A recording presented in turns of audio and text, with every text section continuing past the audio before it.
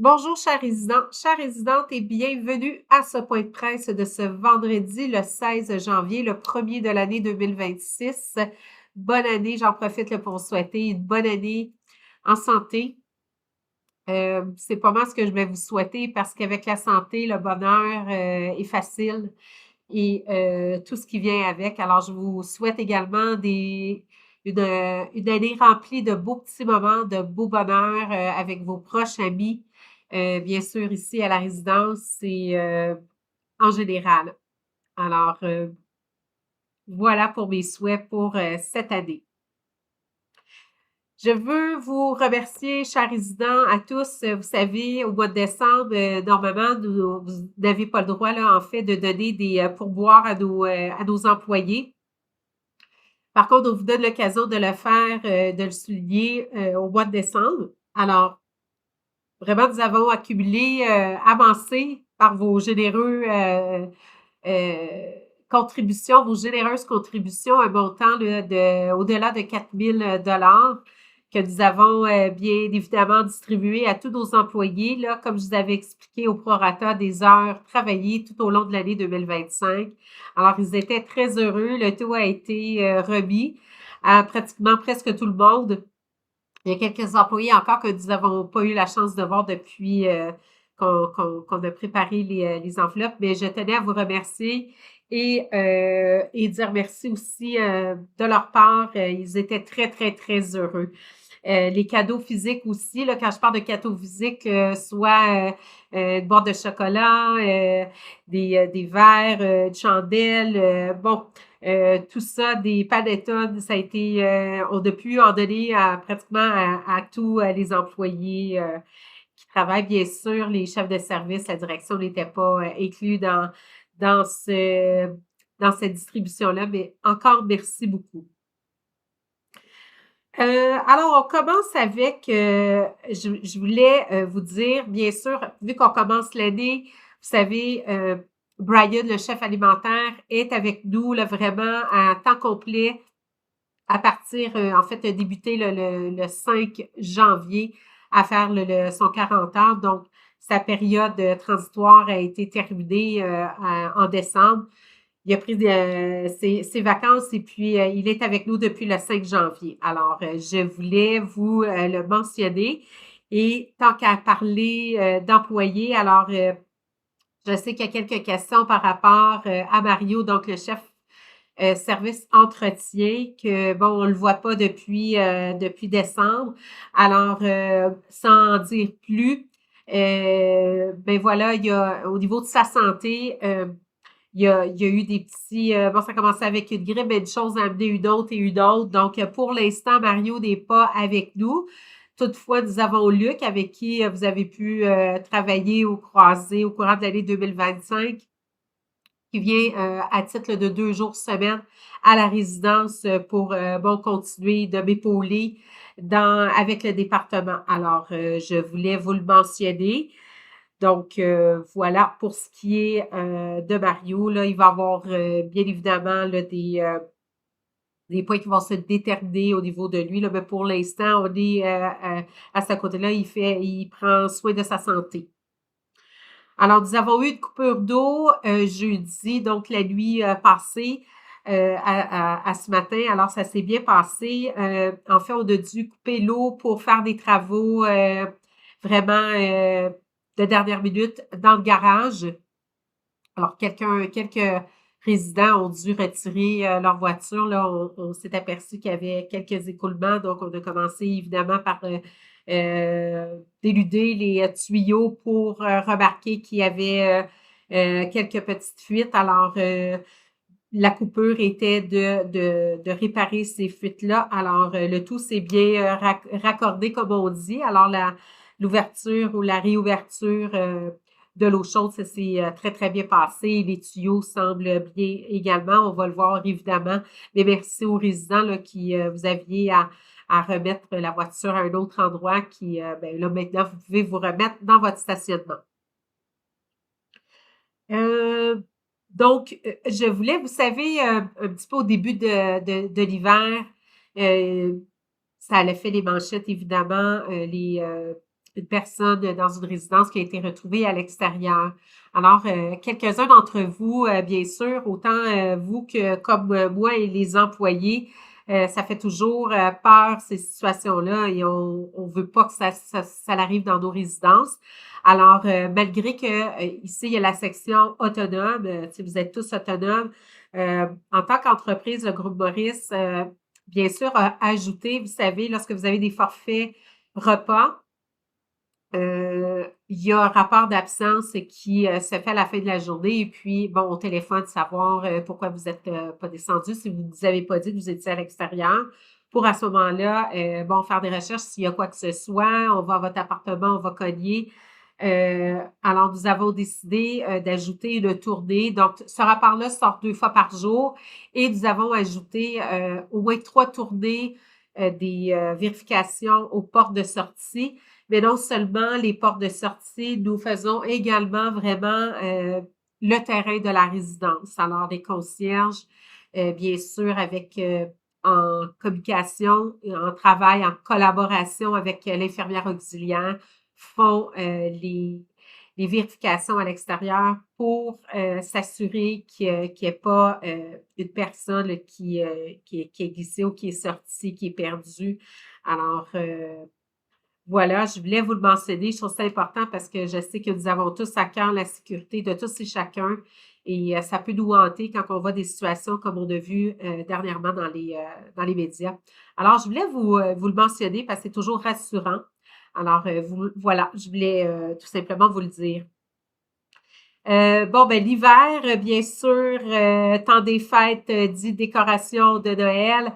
Donc, juste un petit rappel pour vous dire que toute décoration doit être désinstallée. Vous avez jusqu'à la fin de janvier. Alors, nous avons commencé tranquillement, pas vite, alors de retirer les décorations. Alors, petit rappel pour vous, la même chose, soit accroché à votre porte, soit vos balcons, les lumières, plus rien doit être allumé et retiré à partir de la fin pour d'ici la fin de janvier. Recyclage. Alors, on le mentionne assez souvent, le recyclage, malheureusement, là, il y a encore des gens qui mettent des poubelles, donc des ordures dans le recyclage, dans les bacs verts. Alors, bien sûr, ce n'est pas pour les poubelles. Vos poubelles, c'est les chutes que vous avez à tous vos étages. Donc, vous avez des chutes à déchets. C'est à cet endroit que vous mettez votre sac noir, votre sac à ordures, et bien sûr, avec un sac, je le rementionne parce que c'est déjà arrivé des gens qui font juste vider la poubelle sans mettre les ordures dans les sacs. Ça brise et bien sûr, il y a des mauvaises odeurs qui peuvent s'accumuler avec tout ça. Bien sûr, il y a des gens qui mettent leurs ordures dans le recyclage. Recyclage, à chacune des boîtes ou aux endroits où est-ce qu'il y a les ascenseurs, au garage, vous avez aussi des affiches qui vous disent qu'est-ce que vous pouvez mettre et vous ne pouvez pas mettre vos recyclages dans des sacs d'ordures noires ouverts. Ça doit être dans des sacs transparents et bien sûr pour le recyclage. Donc, vraiment, le merci de porter une attention, c'est important. Et on ne laisse pas les choses au sol. On les met dans les bacs. Et s'il vous plaît, lorsque vous apportez des boîtes, vous devez défaire vos boîtes. C'est important. Une boîte peut prendre la moitié de la capacité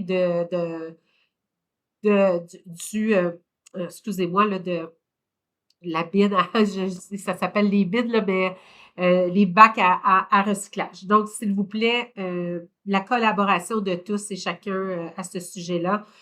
J'ai fréquemment des résidents qui viennent m'en parler et bien sûr, c'est difficile pour nous aussi. Pendant ce temps-là, quand c'est nos employés qui doivent faire le travail qui doit être fait par vous, bien sûr, c'est du temps qu'ils ne peuvent pas mettre à faire les réquisitions. Alors, s'il vous plaît, merci de porter attention. Et si vous avez des proches qui descendent les recyclages à ces endroits-là, bien mentionner également à eux qu'on ne laisse pas ça en bas. S'il y a des boîtes, s'il vous plaît, de défaire les boîtes. Ensuite, bien sûr, les chutes à déchets, nous en avons parlé.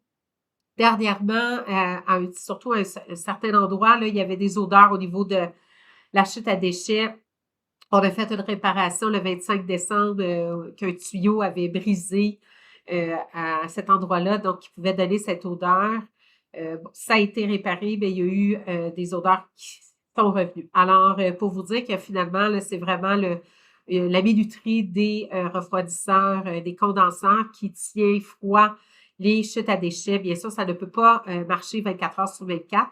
Alors, c'est la raison pour laquelle il y a une minuterie pour que les condenseurs de, de, de n'accumule pas de glace autour du condenseur et qui fait que ça peut briser. Alors, voilà, une minuterie a été changée, ça a été commandé. Alors, depuis ce temps-là, on n'a pas eu de problème. Je ne crois pas que c'est revenu. Alors, ben merci. S'il y a quoi que ce soit, là, en aviser la réception et puis ils vont voir avec les concierges. Mon Dieu, excusez-moi. Je fais ma petite tournée, là, bien sûr, j'ai dû faire, je fais assez des tournées régulièrement au garage, bien sûr, avec les problématiques que nous avons eues au niveau des tuyaux, je l'ai encore plus marché et les chutes à déchets. Et il y a vraiment beaucoup, beaucoup, beaucoup de papier. Alors, je sollicite votre collaboration à vous tous, chers résidents, de pas mettre les papiers au sol. Il y a les poubelles de recyclage où est-ce qu'on peut installer ça, on peut les mettre à l'intérieur. On retrouve des choses entre les voitures également lorsqu'on fait des marches. De temps en temps, on voit même des contenants d'huile, des contenants de produits dangereux. Quand je dis dangereux, ben, c'est des huiles et tout ça. Vous n'avez pas le droit de laisser ça. Nous, si on a une visite du ministère, évidemment, on passe pas, là. C'est un produit que quelqu'un pourrait boire. Bien sûr, vous allez me dire, Madame Lavoie, c'est de résidence autonome, vous avez raison. Par contre, on n'a tout simplement pas le droit. Ça doit rester dans votre véhicule. Vous ne pouvez pas mettre ça au sol près de votre voiture. Vous ne pouvez pas laisser non plus des choses autour qui peut encombrer. Hein. N'oubliez pas qu'en cas d'incendie, ça ne doit pas rester, ça ne doit pas être à cet endroit. Alors, je demande votre collaboration, s'il vous plaît, à faire attention au papier. Merci encore. Ensuite, ben écoutez, le comité en milieu de vie m'ont demandé de vous demander s'il y a des gens qui aimeraient joindre le comité. Ils cherchent un, deux, trois, juste, ça pourrait aller jusqu'à 3 membres. Donc, n'hésitez pas, s'il y a quoi que ce soit, je réitère aussi, je fais un rappel que pour le moment, il y a la boîte aux lettres si vous voulez laisser un petit mot au comité de milieu de vie. Vous pouvez laisser une lettre dans la boîte aux lettres qui est noire, qui est pour eux. Et puis, c'est bien indiqué, c'est bien inscrit avec la flèche où est-ce qu'il y a le babillon ou les informations concernant le comité de milieu de vie. Y est installé. Il va y avoir un changement dans quelques semaines pour l'endroit, mais pour l'instant, il est localisé au courrier lorsque vous allez à la poste. Alors, si vous voulez écrire, laisser une lettre, vous pouvez aller l'installer là. Maintenant, parlant de poste, je fais un petit rappel également. Les gens, vous savez, si vous avez une lettre à poster, à l'endroit où vous allez vous récupérer vos enveloppes, il y a de fente que vous pouvez déposer l'enveloppe que vous désirez poster. Alors, je vais faire un petit rappel. Il semblerait que c'est pas tout le monde qui le savait. Ben voilà, moi j'ai pas mal fait le tour des points. Alors, ça va être un petit point de presse un petit peu plus long. Je m'excuse pour hier, je devais le faire hier. Malheureusement, j'ai pas pu me libérer. Alors, la raison pour laquelle je l'ai fait aujourd'hui. Alors, toutes mes excuses. Encore une très bonne année et puis au plaisir de se croiser dans le corridor. À bientôt!